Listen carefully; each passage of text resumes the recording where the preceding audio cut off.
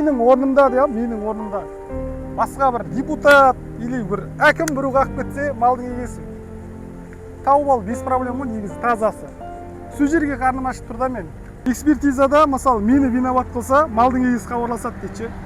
Оны қалай түсінуге болады? Осы кезде малдың егесі жоқ. Қазір мал кінәлі десе, малдың егесі хабарласпай жоқ болып кетеді. Иә, егер мал кінәлі болса, малдың егесі хабарласпайды. А егер экспертизада мен ұтылып қалсам, малдың егесі хабарласады, мен сиыр қойып беруім керек ше.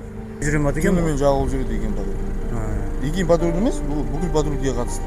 Түнімен қараңғы атса бәрі жағып жүреді. Бүкіл сотрудникта фонаригі бар, бәрі жан-жағын қарап жағып отырады.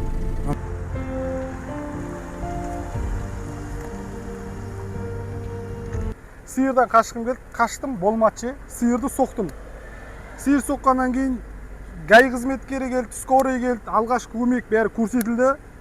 Просто мен требованием жаңа гаишниктерге айтам ғой, мен малдың егесін шақырыңыздар, малдың егесі келсін, малдың хозяин виноват қой мына жерде конкретно. Малдың егесін таппады ғой бұл жерде, тазасы, малдың егесін таба алмайсың деп айтып тұр да. Мынандай ситуацияда просто гай жұмыс істеуіне келді гай. Милиция жұмыс істемей тұр да, мына жерде РУ-да да кісілер ше. Қосылып келе жатыр ма? Қосылып жатқан жоқ. Қосылып жатқан жоқ. Қосылып жатқан жоқ. Сол өтіп кетті, сиырды көрді ғой ол, келе жатқанда. Сиырды көрді дегенде өйткені 1 минут емес пе арасы? Сиыр мен келген кезде шықты ма, білмеймін ғой енді. Ол да мысалы ескертетін шығар, егер сиыр тұрған болса. Ол өтіп кеткеннен кейін барып тұр ғой сиыр. Мигалка қосылмаған ол. Мигалка қосылмаған. Мен осы кезде айтып тұрмын да, малдың егесі келсін, экспертиза істеңдер. Мен мал қойып берем.